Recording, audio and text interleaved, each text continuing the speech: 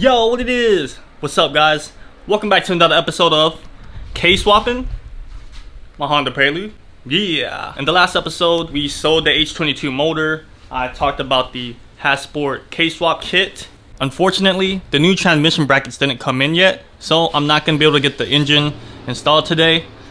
But in the meantime, as I wait for the transmission brackets, there's a lot of things I could do while the engine bay is empty. Like I mentioned in the last video, this passenger bracket has got to go. I'm probably gonna prep the engine, maybe paint it a little bit to make it look a little nice. There's a lot of dents right here from the SPC ball joints I had installed, so I want to clean that up. What I really want to do is relocate the ABS. I'm too scared to delete it, man. I might need it. But the engine bay would definitely look a lot better without all these nasty lines right here, you know, right? Well, enough talking. Let's go and get this passenger mount removed.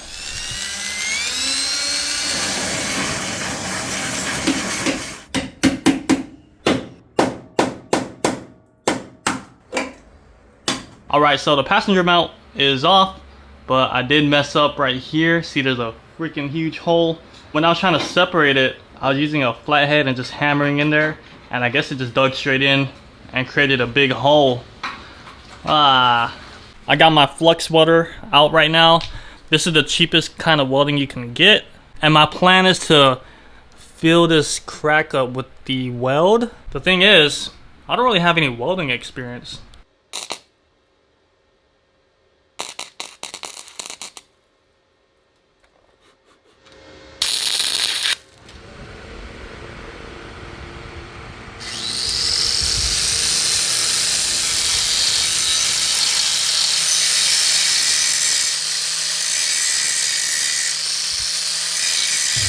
I want to take a moment to show you guys my setup, just in case you're wanting to do the swap on your 5th gen Honda Prelude as well. This is a transmission from an 8th gen Honda Civic Si. That's what I got right there. Woo! What's also cool is, if this transmission ever dies on me, I can always just take it from the Civic. As you already know, this is a K24 motor from a Acura TSX. And over here, so this is pretty much a K20 flywheel and clutch kit that's going to go on a K24. Now, I think you can use a K24 flywheel and clutch kit. They both should match. I think so.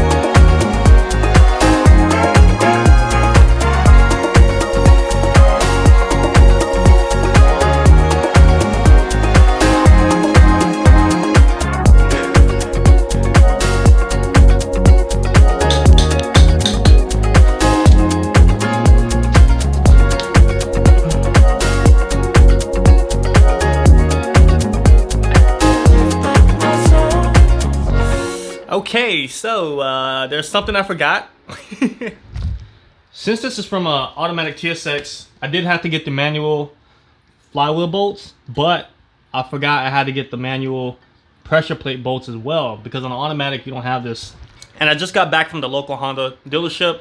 Supposedly nobody has the bolts in stock, and I'll get it in 2 days. I can still continue with getting the engine and transmission in the engine bay, so I can make the driver's side bracket right here.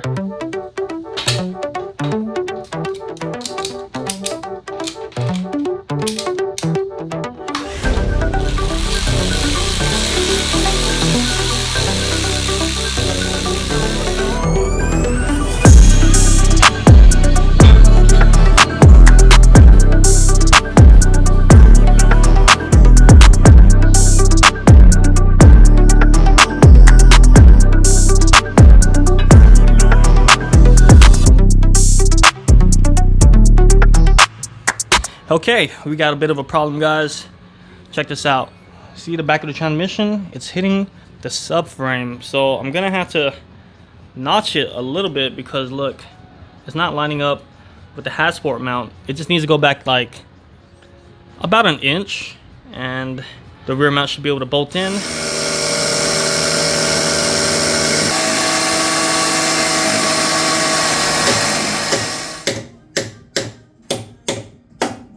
Check this out, guys. That thing is in there. It's like that whole bolt right there is pretty much inside the subframe. Yeah. Now I think Hasport did most of the work by creating these brackets and the mounts itself. So these should be pretty straight, and I don't have to really do too much calculations. I just gotta make this, you know, straight up and down, and I gotta make the rear just positioned correctly as well. So what I did was I set the engine up in a way that these bolts go in and out pretty easily with little resistance. And I think that's straight enough, really. If these two mounts are pretty good and straight, you can look at this bracket. It looks almost straight up and down, right? And it's also sitting flush with the chassis, even though it's meant for a 4th gen Prelude, but it's pretty similar. And I think that this one is in the closest position to perfect. This probably isn't the most accurate way to do this, but I'm using the leveler app on my phone. See, it's 0. Even if I put it over here, it's 0 as well. I also leveled the chassis. 0 over here, 0 over here, and over there. I mean, even if I'm off by like 1 or 2 degrees, bruh, this is the best I can do in my garage, you know? I gotta say, having these straps really helped because I was able to just ratchet it 1 click and just get this lined up perfectly. I mean, look, that is super, you know, accurate. I also used tubular cardboard to kind of push the engine both ways. If you look, I put the measuring tape at the top of the block, and from the chassis it is like right at 15 inches on this side. And if we go on the other side, again, I got the tape measure like right there at the top of the block, and you look at the measuring tape, right at 15. I mean, it might be off by like just a hair, but yo, this is like the closest I can get it all by myself without, you know, going crazy. So I'm ready to make this bracket. I'll grab this tool, just put it along, lined up with the chassis. Now the bottom is lined up with the chassis, and then it's gonna go up so far until it hits the bolt. And with this measurement, it gives me an idea of how to make the bracket. I just traced it right here. This is the chassis, and the bolt is gonna be somewhere right here. And there we go. So now I just gotta make a bracket that goes like so high, and I have an idea on where to make the mounting hole.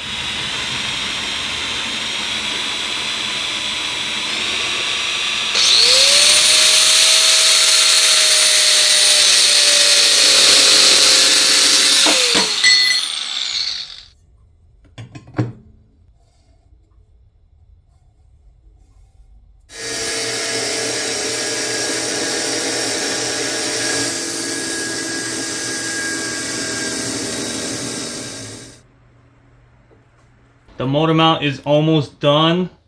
This thing looks really nice and beefy. Look at that thick metal. So right now I'm thinking about reinforcing this motor mount a little bit more, because all I have is a base plate right here and 2 ears, and that's it. But if you look at it, this part right here is really wide, and if you go back here towards the firewall, this side is very narrow compared to the front. So I feel like this is gonna take the most stress. You know, the engine's gonna kind of rock back, and this is like the only thing really supporting all the weight, you know? Yo guys, I finally did it. After about 2 weeks of just procrastinating and just putting this off for so long, check this out. Your boy is finally a welder. Ooh, that's still kind of hot. This is literally my first and second weld ever. And to be honest, it's not so bad. After welding this together, it made me realize there's not really too much to it. I mean, I could just practice and make it look better, I guess, but it looks nice and thick and that it's gonna hold. And I really don't need to do much to weld this together. I just gotta weld right here, both sides. And weld right here, both sides. And that's it.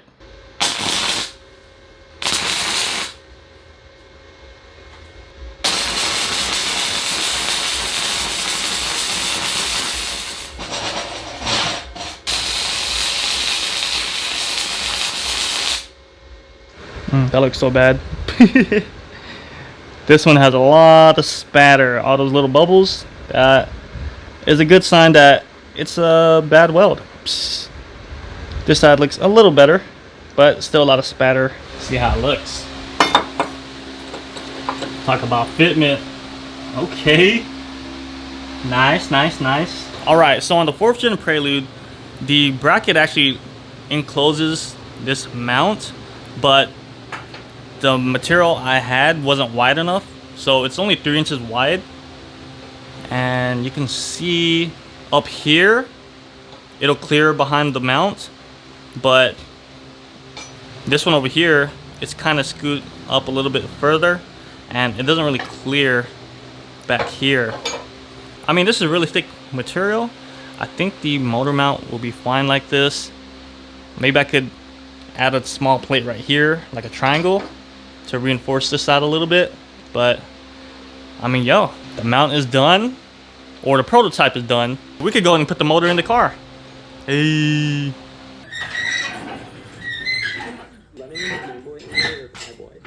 This emulator is in the ballpark of 22 levels were discussed earlier in the video.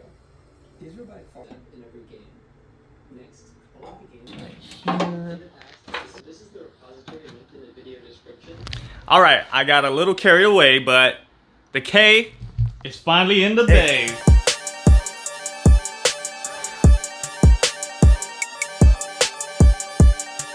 Okay. Yeah. It's in the bay, it's in the bay. We got the K. Hey, it's in the bay, it's in the bay. We got the K. Okay, okay. Let's get the K in the bay and have a good day. Yeah.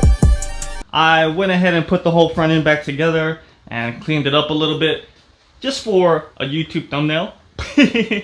But yo, I'm just freaking satisfied. I'm super relieved that I finally got the motor in for now.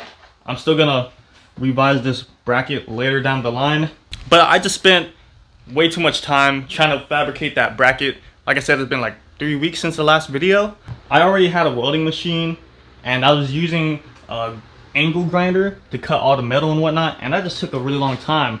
So I eventually bought this bandsaw and stand, and this has been a game changer. If you're trying to get into welding, this is a very useful tool to have because it makes cutting metal very fast and efficient, and you can make straight cuts pretty easily.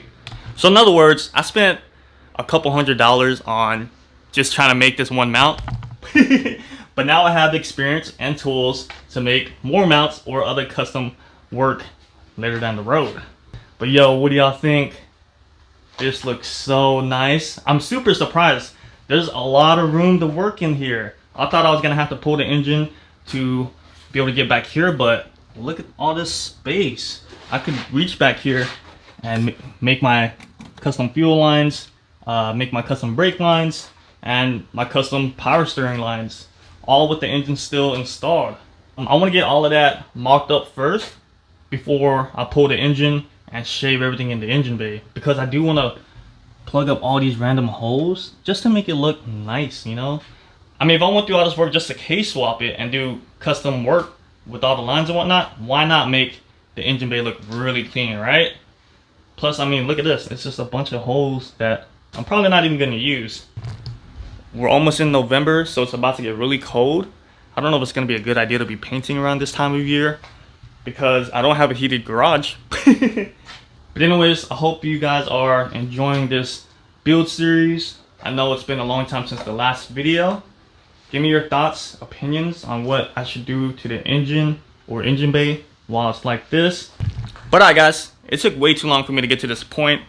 It was a whole lot of procrastinating and a lot of doubt in myself and insecurities.